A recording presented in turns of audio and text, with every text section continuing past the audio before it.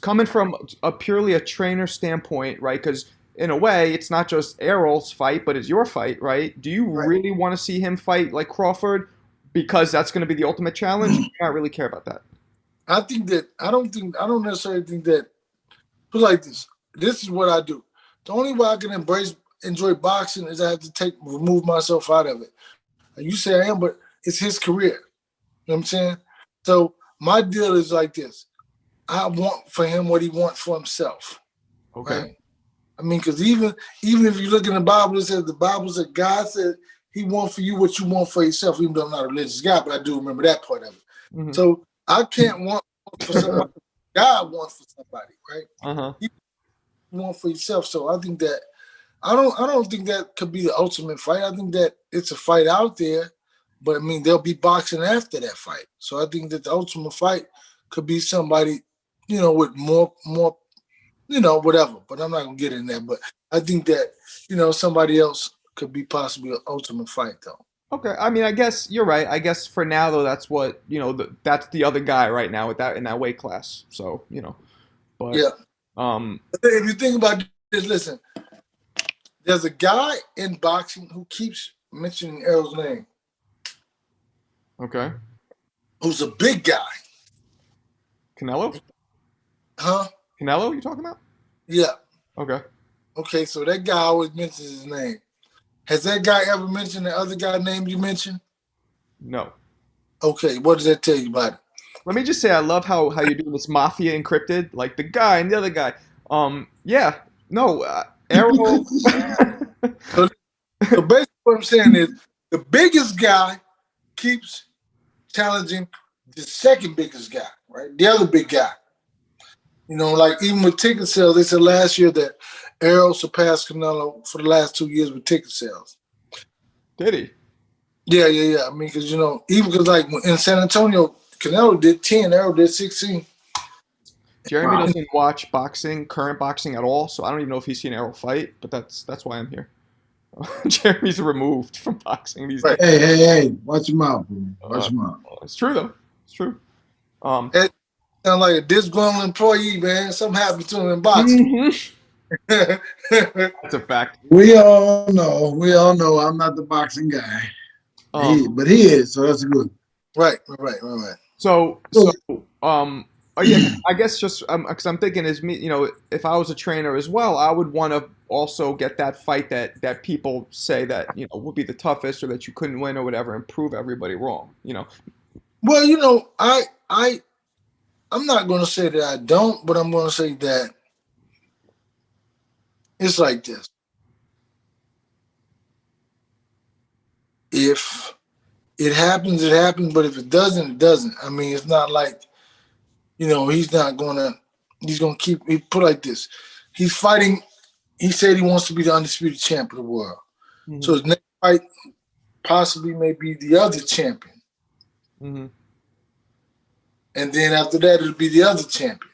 Mm-hmm. So, and if that other guy, that bigger guy, they say, okay, let's do it, then it could be the bigger guy. Mm-hmm. That doesn't mean that he can't go get the other champion. You know what I'm saying? So it just depends on, on process.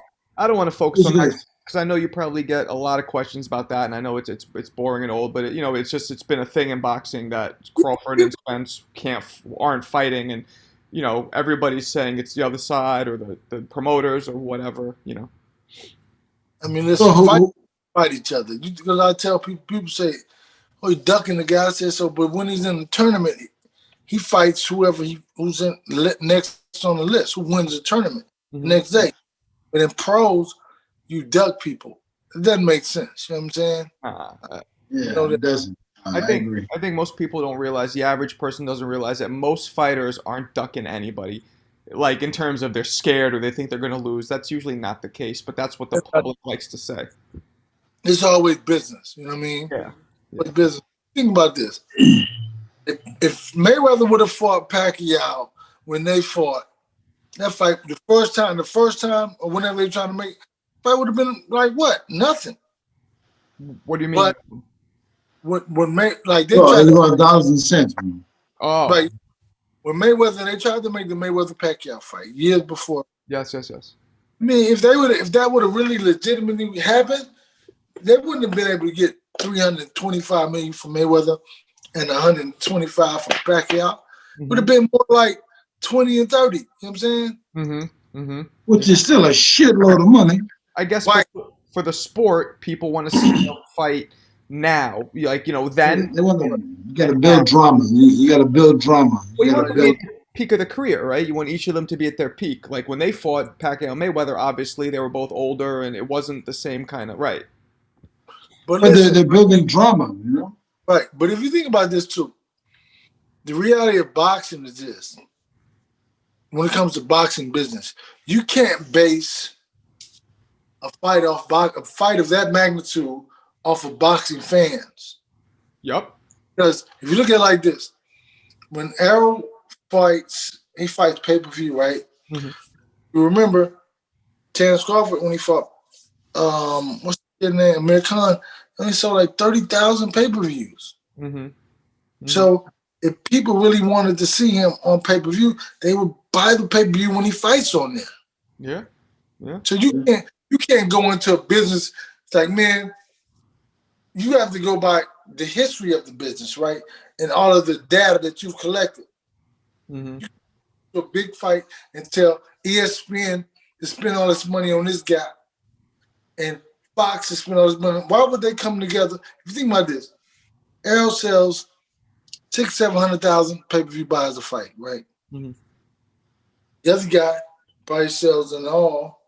He sold probably like, say, 150 in 3 fights he fought. You can't think that that's going to make 2 television networks merge for 800,000 pay-per-view buys. I didn't realize that there was such a discrepancy between the two, like that Errol had so much higher numbers. I mean, because I don't look into that kind of shit, but that's crazy. So I'm just saying, like, listen, or listen, he sold 48,000 seats at the Cowboy Stadium. That I remember. Yeah, because he's from Dallas. Right? Yeah. Then when he went to LA, fight Sean Porter, he sold out. Yeah. Then he doubled back and came back. So she was like, hey man, you can't even compare it. You know what I'm saying? Like Jeremy said it, it's business.